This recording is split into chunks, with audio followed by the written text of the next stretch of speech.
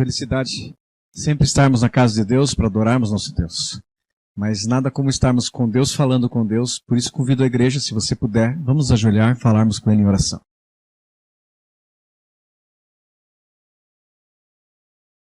Amado Senhor, nosso Deus, prostrados estamos diante do Senhor, reconhecendo quem é o Senhor, quem somos nós, e também reconhecendo que precisamos receber de Tuas bênçãos, Senhor.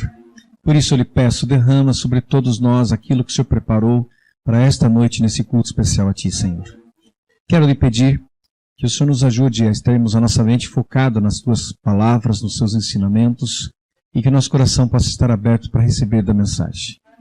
Peço que o Senhor abençoe o pastor Marcos Tosta, que ele fale com o poder do Espírito Santo, que ele fale orientado pelo Senhor. Em nome de Jesus eu lhe peço. Amém, Senhor. Mais uma vez o nosso cordial boa noite a todos vocês, boa noite. Como é que está o povo de Deus nessa terça-feira? Animado? Cansados ou descansados? Amém? Amém, vamos que vamos, a luta é essa. Eu também tive uma terça-feira bem corrida, mas o mais difícil ainda me espera. Vou sair daqui hoje e vou fazer uma visita no Pequeno Príncipe, para um garotinho de 5 meses, que talvez tenha que tirar os rins. 5 meses e já enfrentando uma luta poderosa dessa, né? O nome dele é Bernardo. Combinei com a mãe que lá pelas 10 horas estaria lá. E queria que você desde já orasse, porque uma criancinha de 5 meses já começar a vida embaixo de uma luta dessa não é fácil. A vida geralmente não é muito fácil. Bom seria se todas as escolhas que nós fizéssemos, nós só abraçássemos a parte boa, mas não é assim. A vida é luta. A vida é muito. A vida de Jesus não foi diferente. Jesus nasce na sujeira de uma manjedoura e morre na dureza de uma cruz.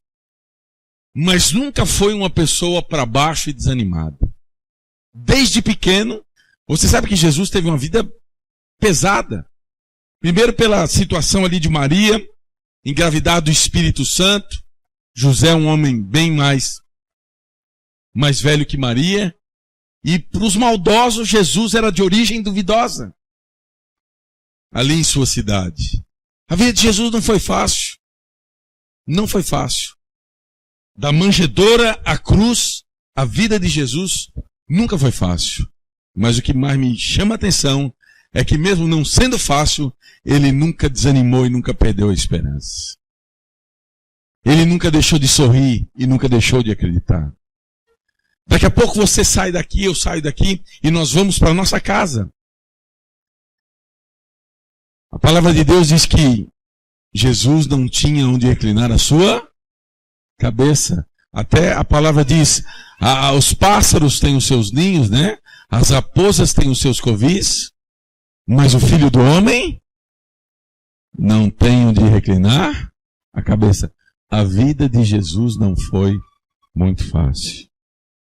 E nem por isso ele deixou de sorrir, de acreditar, de confiar, porque ele andava acima da circunstância. Se tem uma coisa que eu tenho que aprender muitas coisas de Jesus, mas se tem uma coisa que eu luto com isso e quero aprender, é andar acima das circunstâncias.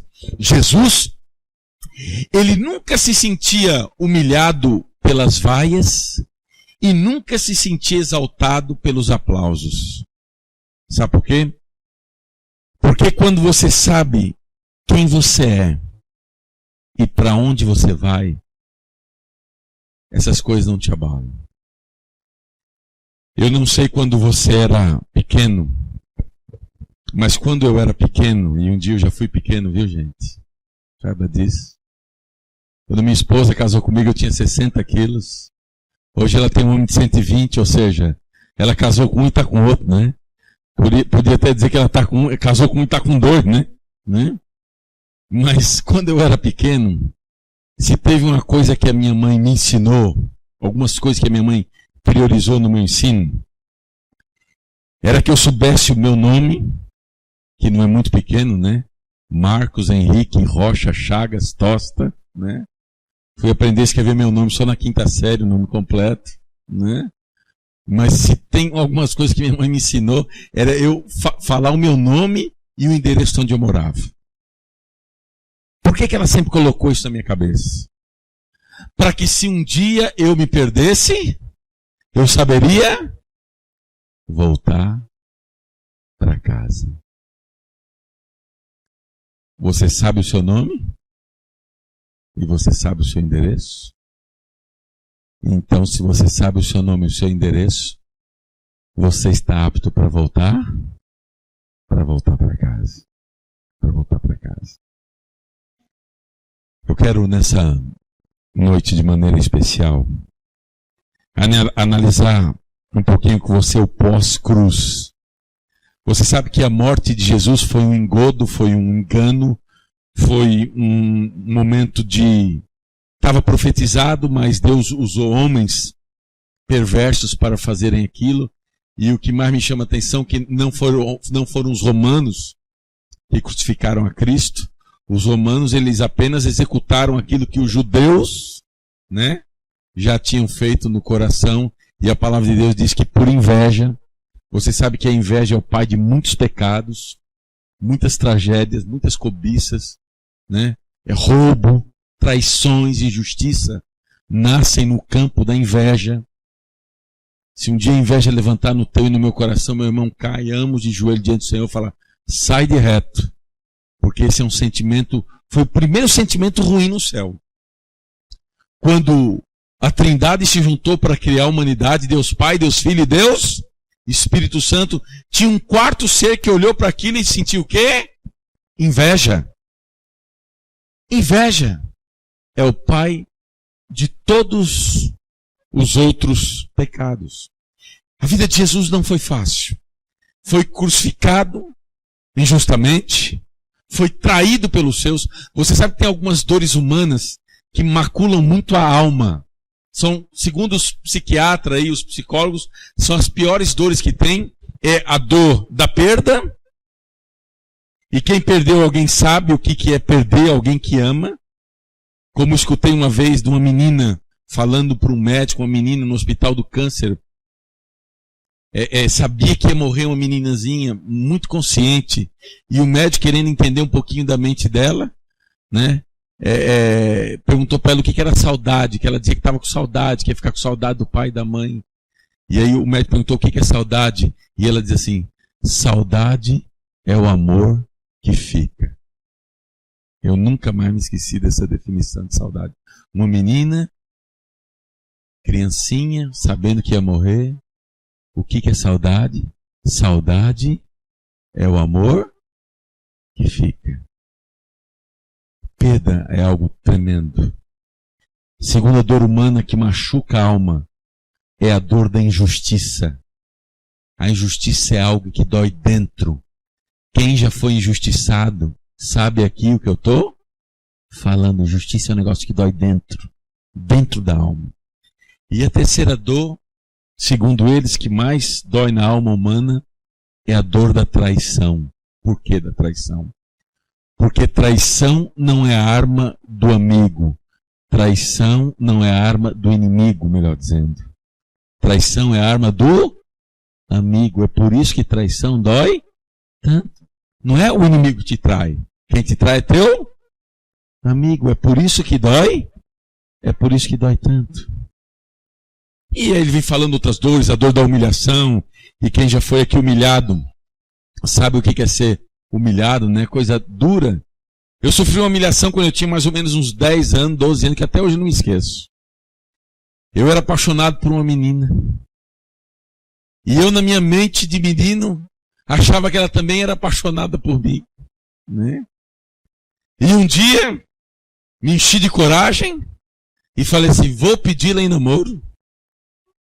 E chegou a hora do recreio, eu estava ensaiando em casa. E na minha mente de menino, Ela ia aceitar porque ela olhava para mim. E eu falei, vou pedir ela em namoro na hora do recreio. Eu não era tão discreto. Se fosse hoje, eu ia pedir até na hora do recreio, mas num lugar bem sossegado, né? Porque tomar um fora na frente de todo mundo é chato, né? E ela no meio das amiguinhas dela, eu na minha inocência de menina de 10, 11, 12 anos, né? Ela com as meninas brincando. E eu no meio de todo mundo fui lá e pedi ela em namoro. E ela disse, eu não quero namorar com você porque você é feio. Isso já tem uns 30 anos. 30 e poucos anos. E até hoje, eu não me esqueci dessa dor. Né? Lembra até o nome da menina, Andréia. Tenho esse sapo entalado aqui até hoje, né? De tomar esse fora, né? Não é fácil passar, né? Pela dor da humilhação, e quem já passou sabe o que eu estou falando. Mas Jesus, o nosso modelo, andava acima de todas essas coisas. Ele não se deprimia com as vaias, não se exaltava com os aplausos, porque ele sabia quem ele era e para onde ele ia. E quando a gente sabe quem a gente é e para onde a gente vai, dificilmente as circunstâncias tendem a nos enlouquecer. Embora muitas vezes nos preocupe e tudo, mas tendem a não nos enlouquecer, porque a gente sabe quem a gente é e para onde a gente vai. Eu quero, nessa noite, abrir a palavra do Senhor com você. Mas não quero fazê-lo sem antes pedir que o Senhor da palavra abra nossa mente e o nosso coração. Feche seus olhos. Vamos orar. Senhor Deus e Pai, obrigado porque nessa noite de terça-feira nós nos encontramos em tão boa situação na Tua casa. E queremos, Senhor Jesus, nessa noite, comer do Teu pão e beber da Tua água. E por isso, Senhor Jesus, ao abrirmos as páginas do livro sagrado, que o Senhor possa abrir as páginas do nosso coração. Que ao folharmos as páginas do Teu livro, que o Senhor possa folhar as páginas da história de cada um de nós. Dá-nos, bondoso Pai, a unção do Espírito Santo, para que a palavra meditada nesta noite possa ser a palavra vivida por cada um de nós. Abençoe e batiza seu povo nessa hora. É o que nós pedimos e agradecemos por Jesus. Amém. Abra sua Bíblia no Evangelho de São Lucas. Evangelho de São Lucas, no capítulo 23. Jesus aqui já havia sido injustiçado, crucificado. Você sabe que todo crucificado que era colocado no meio era considerado o pior de todos. E quando Jesus foi crucificado, ele foi colocado onde? No meio, como símbolo, como sinal, né? De que ele era o pior de todos. Você sabe que a cruz não era aquela coisa alta que a gente vê nos quadros lá em cima, até porque as árvores ali na Palestina são árvores baixas. O crucificado geralmente era crucificado numa madeira de oliveira, uma madeira pequena. O crucificado ele era crucificado baixo, para que as pessoas pudessem olhar para o rosto dele e pudessem cuspir no rosto do crucificado. Você sabe que o crucificado era crucificado nu. A gente coloca na cruz ali um mantozinho, mas o crucificado era crucificado nu, para que a sua vergonha aumentasse. Então o crucificado morria por asfixia, afogado, mesmo tendo ar de tanto tempo naquela posição. A crucificação era uma coisa terrível, um método romano de tortura que os romanos aprenderam com os ninivitas. E aí você olha para Jonas fugindo do chamado de Deus e fala, mas esse Jonas era um covarde, você não faria diferente. Os ninivitas, eles todos esses métodos de tortura terrível que existem hoje, foi aprendido com os ninivitas. Os ninivitas arrancavam a pele das pessoas vivas e queimavam essas pessoas à noite para iluminar a rua das suas cidades. Empalação, os piores métodos de tortura que existem, foi aprendido com os ninivitas. E aí Deus olha para Jonas e diz, Jonas, vai lá pregar uma mensagem. É mais ou menos como se ele chegasse para nós, para mim e para você hoje, e falasse assim, ó, suba lá aqueles morros do Rio de Janeiro e fala que quem negociar droga vai pro Xilindró. Vai fazer isso. Se você não vai pro meio do pneu virar forno de micro-ondas lá, como eles fazem. Jonas estava muito lúcido quando fugiu. Mas aí você conhece muito bem a história e Deus é especialista em mudar as histórias e reverter as histórias. Jesus foi crucificado no meio, como símbolo do pior de todos, porque o que estava no meio era o pior de todos. Isso havia passado. E agora nós começamos no capítulo 23 de Lucas, a partir do verso 54. Quem achou aí, diga amém. Quem não achou, diga misericórdia. Opa, vamos lá, todo mundo bem. Lucas capítulo 23, verso 54 em diante, a palavra de Deus, ela nos diz assim. Era o dia da preparação e começava o sábado. As mulheres que tinham vindo da Galileia com Jesus, seguindo, viram o túmulo e como o corpo fora ali depositado. Então se retiraram para preparar aromas e bálsamos, e no sábado descansaram segundo o mandamento. Mas, no primeiro dia da semana, alta madrugada, foram elas ao túmulo, levando os aromas que haviam preparado, e encontraram a pedra removida do sepulcro. Mas ao entrarem, não acharam o corpo do Senhor Jesus. Acontecendo que, perplexas a esse respeito, apareceram-lhe 2 varões com vestes resplandecentes. Estando elas possuídas de temor, baixando os olhos para o chão, eles lhes falaram: por que buscais entre os mortos ao que vive? Ele não está aqui, mas ressuscitou. Lembrai-vos de como vos preveniu, estando ainda na Galileia. Meus queridos, eu quero, nessa noite de maneira especial, tirar algumas lições bonitas aqui desse texto.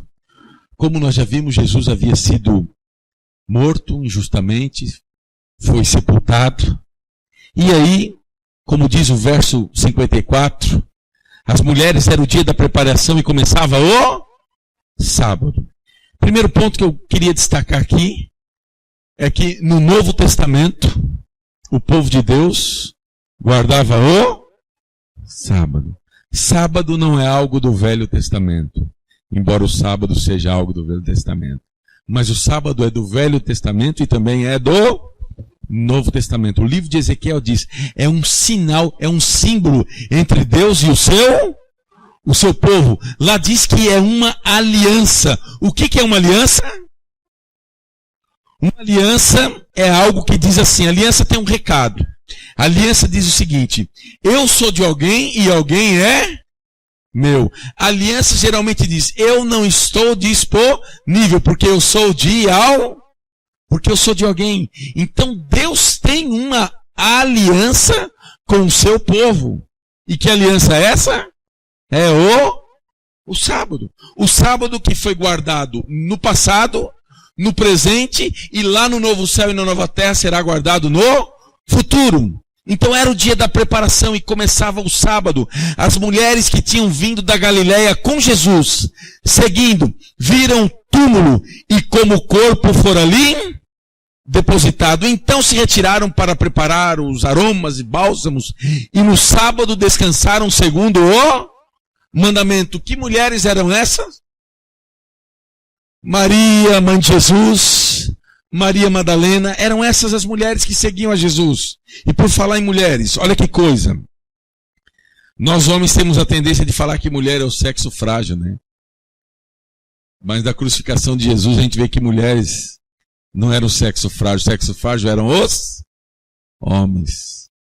Porque não ficou nenhum para remédio. Na hora do vamos ver, não ficou As mulheres estavam ali, os homens todos fugiram. É interessante a gente notar, né? Eu acho que se a maternidade fosse delegada para o homem, Deus pedisse para que o homem fosse o gerador, eu acho que o mundo estaria bem menos povoado, né? Por que eu digo isso? Porque as mulheres parecem que são mais fortes. Eu me lembro quando meu primeiro filho ia nascer, o Mateus, e aí eu cheguei para a médica, doutora Cidinha, falei, doutora Cidinha, eu quero assistir aí o parto da minha esposa, eu quero ver o meu filho nascer. Ela disse, pai, eu queria deixar, mas vocês vêm aqui com essa conversa de machão, mas na hora do vamos ver, vocês ficam pior do que a mulher de vocês. Eu falei, não, isso aí é para os fracos, comigo não é assim, entendeu? Eu já vi égua parir cavalo, né? Eu já vi vaca parir bezerro, né? Eu já vi cadela parir os cachorrinhos, né? Você acha que eu não vou aguentar, né? Ver uma criança nascer? Doutora, só não sabe quem está falando. Ela falou, tudo bem, você vai assinar um termo e eu vou deixar você assistir. Mas se acontecer alguma coisa com você, o problema é seu. Nós vamos cuidar da sua esposa e do seu filho. Tudo bem? Eu falei, doutora, chá comigo. Como diz, né? Chá com o Beck, né? Chá com o Beck. E aí chegou o grande dia do menino nascer. E aí eu com a minha câmera, né? Portátil para filmar aquele momento maravilhoso. Ia ser por cesárea. E eu lembro da doutora Cidinha, uma médica muito assim, minuciosa, muito assim, explicativa, uma professora.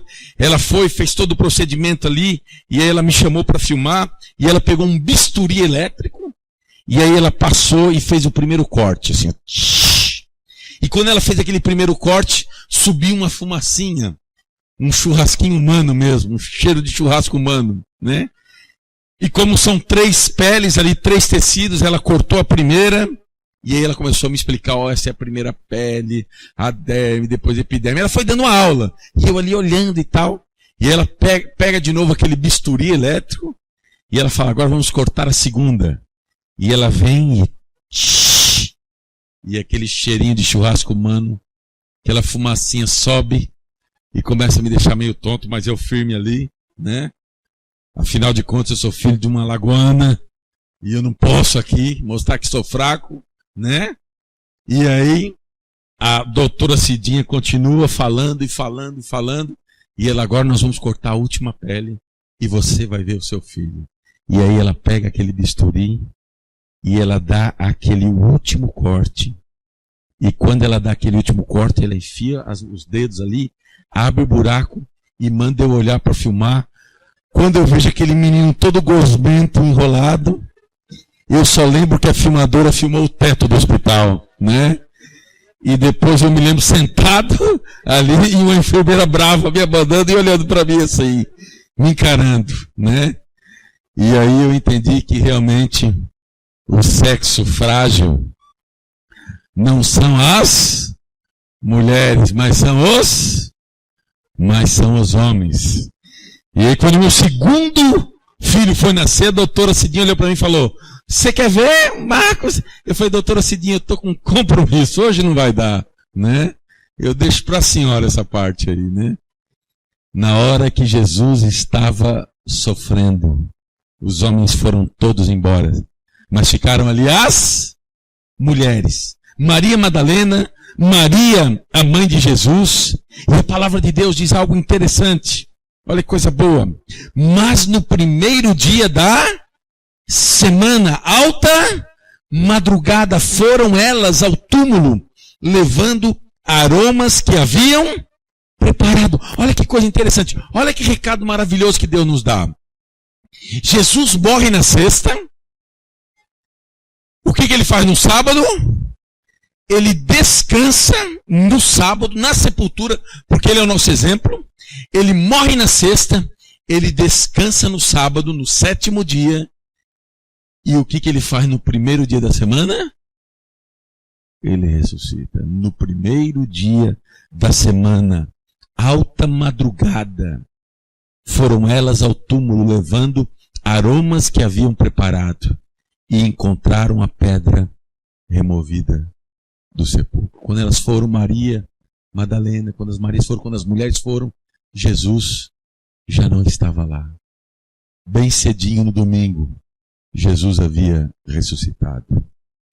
E se você ler o livro Desejado de Todas as Nações, no capítulo 82, você vai ver que quando Jesus foi morto e foi sepultado, o diabo mandou uma legião de demônios ficarem sobre aquela pedra que havia sido rolada na tumba de Jesus. Sabe para quê? Sabe para quê? Para que Jesus nunca mais ressuscitasse. Quando Jesus morreu e foi colocado na tumba, o próprio diabo mandou legiões. Uma legião romana é de 3 a 6 mil homens. O próprio diabo mandou legiões de demônios para se colocarem naquela tumba, para que aquela porta, para que aquela pedra nunca mais fosse rolada. Mas Deus Pai manda apenas um anjo, e esse único anjo põe para correr uma legião de demônios. E a pedra foi removida. Deixa eu te falar uma coisa nessa noite. Há esperança para todas as coisas. Sabe por quê? Porque a pedra foi removida. Eu daqui a pouco vou naquele hospital, no Pequeno Príncipe, fazer a visitinha lá para o Bernardo. E sabe o que eu vou falar para a mãe do Bernardo hoje? Eu vou dizer para ela assim: minha irmã, tenha confiança, porque a pedra foi removida. E se a pedra foi removida, há esperança para todas as coisas. Sempre nos meus momentos de luto, de luta, de sofrimento, de angústia, onde muitas vezes a angústia quer tragar a minha alegria, onde a angústia às vezes quer abafar a minha esperança, eu sempre penso: a pedra foi removida, e pelo fato da pedra ter sido removida, há esperança para todas as coisas. Eu olho para você nessa noite, eu sei que cada um de nós aqui tem um problema, tem uma fragilidade, tem uma luta, tem alguma coisa que está roubando a tua alegria, minha alegria. Existe alguma frustração na sua vida, alguma preocupação, alguma coisa que tem te tirado a paz. Eu quero te dizer uma coisa nessa noite: a pedra foi removida. Há esperança para você, há esperança para a sua família, há esperança para os seus filhos, há esperança para o seu casamento, há esperança para as suas finanças, há esperança para a sua saúde. Por quê? Porque a pedra foi removida. E se a pedra foi removida, há esperança para todas as coisas. Todas as coisas. A palavra de Deus diz que as mulheres, elas vão lá, a pedra havia sido removida, mas ao entrarem, elas não acharam ali o corpo do Senhor Jesus e entraram ali em desespero. Imagine Maria entrando ali em desespero: cadê o corpo de Jesus? Aconteceu que, perplexas a esse respeito, estavam perplexas, apareceram-lhe 2 varões com vestes resplandecentes, estando elas possuídas de temor, baixando os olhos para o chão.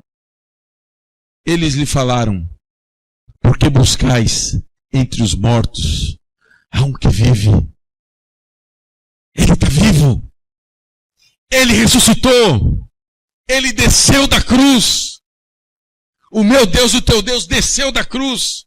Ele está vivo e é operante. E para ele não há causa perdida. E para ele não há pessoa perdida. Para Deus não há lata de lixo, se tratando de gente. Não há lata de lixo. Há esperança para todas e quaisquer coisas. É aquela música, né? Que eu cantava quando era pequeno na igreja. Havia um homenzinho torto. Eu já ouviu essa música ou não? Que morava numa casinha torta. Eu não vou cantar aqui, senão você sai correndo, né? Mas ali diz, né? Havia um homenzinho torto que morava numa casinha torta e tudo na vida dele era torto. Mas um dia, Jesus entrou e aquilo que era torto, Jesus endireitou. O carpinteiro de Nazaré dá jeito em tudo que está torto. E eu não gosto muito de uma frase, não gosto nada de uma frase que diz assim, uma frase bem humana que diz assim: ah, isso não tem jeito. Isso é pau que nasce torto. E pelo que eu sei, pau que nasce torto, morre torto. Já escutou isso? Só que o povo se esquece que Jesus Cristo era carpinteiro, né? E o carpinteiro de Nazaré ajeita tudo aquilo que está torto. Ele ressuscitou, ele não está aqui. Porque vocês buscam um morto entre um que vive? Lembrai-vos de como vos preveniu, ainda estando na Galileia. Jesus ressuscitou, e por isso, meu irmão e minha irmã, há esperança para todas as coisas. Eu me lembro uma vez que, quando eu era menino, estava viajando com a família, a gente sempre viajou muito com a família, e eu me lembro que 2 caminhões bateram, e a gente era pequeno, e eu me lembro que um daqueles caminhões que bateu, o caminhão caiu num rio, num riacho, e eu me lembro aqueles caminhoneiros, sabe? Aqueles homens grandes, fortes, aqueles primos lá, né? Tudo pulando na água aí para tirar o outro caminhoneiro, para tirar a outra pessoa. E a gente ali, até meu pai estava lá pulando, e as pessoas, sem conhecer quem era aquele homem, pulando na água para tirar aquele homem. E aí eu me lembro que a gente conversando ali depois, e o meu pai disse algo muito interessante que eu nunca me esqueci. Ele disse: uma das coisas que o ser humano mais valoriza, tem por mais importante, é a vida. E a vida é uma coisa maravilhosa mesmo. Só que eu descobri uma coisa que tem mais valor do que a vida. O que é? O amor. Por que o amor vale mais do que a vida? Porque nenhuma daquelas pessoas, por mais despreparadas que fosse, ficou na beira do rio olhando o caminhoneiro morrer e dizendo assim: ah, eu não vou fazer nada, a minha vida é preciosa. Ninguém ficou parado na beira do rio falando que a vida era preciosa. Sabe o que aqueles homens despreparados fizeram? Pularam na água, mesmo sem saber nadar, entraram naquele caminhão e arriscaram a sua própria vida para salvar um desconhecido. Sabe por quê? Porque o amor fala mais alto do que a própria vida. O amor fala mais alto do que a própria vida. Não tinha nenhum bombeiro ali, não tinha nenhum policial, não tinha nenhum nadador, não tinha ninguém preparado para aquele tipo de situação. Não tinha. Ali eram caminhoneiros, homens assim, robustos, que ficam em bulé de caminhão anos e a vida inteira, não tem aquele preparo. Mas ninguém ficou na beira do rio dizendo: minha vida é preciosa. A vida que Deus me deu é algo precioso. A vida é algo precioso. Mas diante do amor, o amor é sempre mais forte. Nem pessoas despreparadas como muitos que estavam, todos que estavam ali participando daquilo, nenhum daqueles despreparados ficou na beira do rio falando: eu não tenho nada a ver com isso, o problema é dele. Ninguém falou isso. A gente via aqueles homens despreparados, pulando na água, sem saber o que fazer direito, para salvar uma pessoa que eles nem sequer conheciam. Sabe por quê? Por causa de um princípio que Deus coloca no coração da gente, chamado amor. Amor. Que muitas vezes se levanta nos momentos mais difíceis da vida. O amor que se levanta. Nos momentos mais escuros da história, o amor te levanta. Uma das coisas que ressuscitou a Jesus Cristo, aquilo que ressuscitou a Jesus Cristo, foi o amor que Ele tem por cada um de nós. A paixão que Ele tem por cada um de nós. Esse olhar de Cristo para nós, que é aquele olhar de: meu filho, você é a coisa mais importante da minha vida. É por isso que a gente tem que olhar para as pessoas com olhos de salvação, porque nos olhos de Deus não há perdidos. Nos olhos de Deus, se tratando de ser humano, não há latão de lixo. Não há latão de lixo. não há latão de lixo. Eu me lembro que há algum tempo atrás eu fui conhecer essa região por onde Jesus ali passou. E um dos lugares que as pessoas mais elas vão é o local onde Jesus foi ali sepultado. Você não tem assim muito certo, porque ali é tudo meio incerto. Pode ser aqui, pode ser que não seja, pode ser que seja, pode ser que não. Uma coisa que é certa é o Mar da Galileia, porque ali não tem como ser outro lugar. No deserto daquele, só tem aquele local, né? Porque na minha vida toda eu pensei que o Mar da Galileia era algo salgado. Mas o Mar da Galileia é algo doce, porque é o represamento do Rio Jordão. Mas por que eles chamam de mar? Porque num lugar onde quase não tem água, você tem uma represa muito grande. Para eles era como se fosse o quê? O mar. Mas era uma grande lagoa de água doce. Então, os lugares ali é tudo meio incerto. Mas o lugar que era mais visitado era esse local. Eu quero que ele coloque. Tem como apagar isso, essa luz aqui? Isso.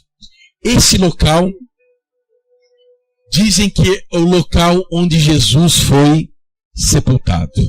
Os túmulos eram desse jeito. Escavações da pedra. E muitas pessoas vindo do mundo todo. Isso aqui é Jerusalém Velha. As pessoas do mundo todo vêm aqui para visitar esse local. O local aonde provavelmente Jesus foi sepultado. E depois você fica numa fila lá, por mais de uma hora você entra e você se depara com isso. Coloca a segunda foto para nós. Você se depara com isso, com essa câmera, essa pedra, os túmulos bem assim, grotesco, escavação. Eles deram uma ajeitadinha, mas era bem assim, cavado na pedra. E Jesus ele foi colocado aqui na sexta-feira. No sábado ele descansou. E o que aconteceu no domingo? No domingo ele ressuscitou. E coloca essa última foto para nós. Essa foto, quando essa inscrição tem lá na tumba de Jesus. A hora que a gente vê isso aí, a hora que eu li isso aí, eu fiquei com o coração cheio de alegria. O que está dizendo aí? Ele não está aqui, porque ele ressuscitou. Ele não está aqui, porque ele ressuscitou. Jesus ressuscitou. E o fato dele ter ressuscitado traz esperança para todos nós. Pelo fato dele ter ressuscitado, há esperança para tudo nessa vida. Por isso eu queria terminar essa noite fazendo aqui um convite a você. Existe alguma situação na tua vida que você olha e fala: meu Deus, isso aqui não tem jeito. Isso aqui não tem jeito. Eu quero que você coloque isso diante do Senhor. Golias era muito maior do que Davi. Humanamente falando, não tinha jeito.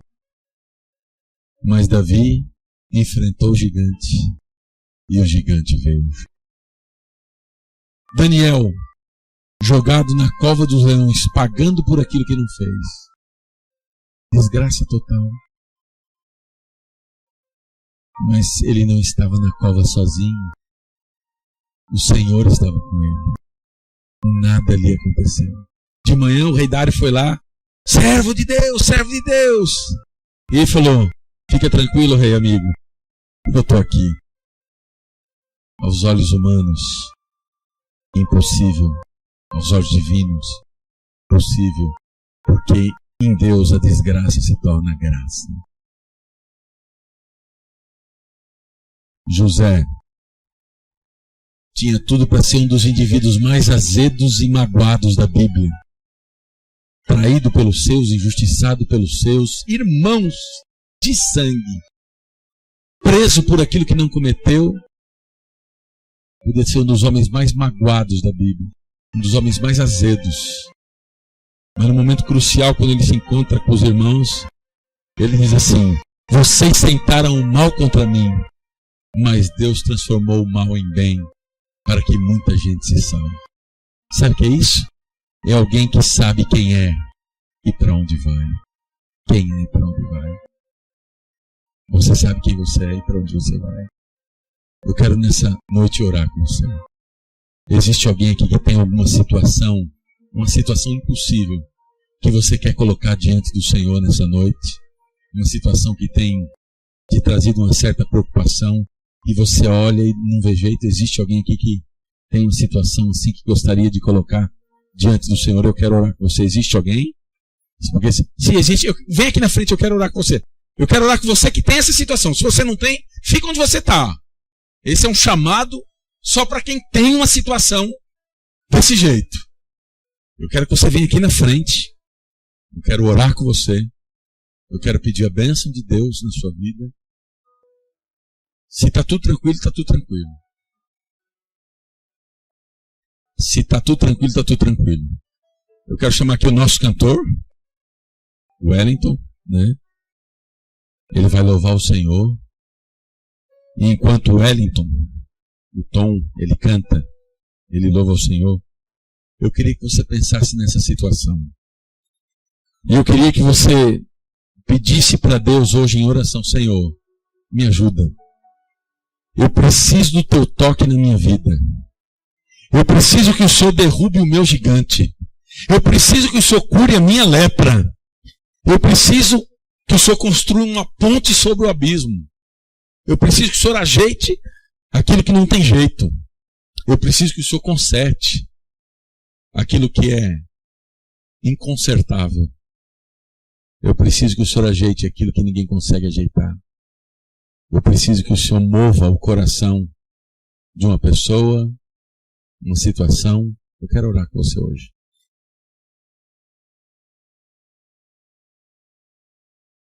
Jesus morreu porque nos ama, mas Ele ressuscitou porque quer nos salvar.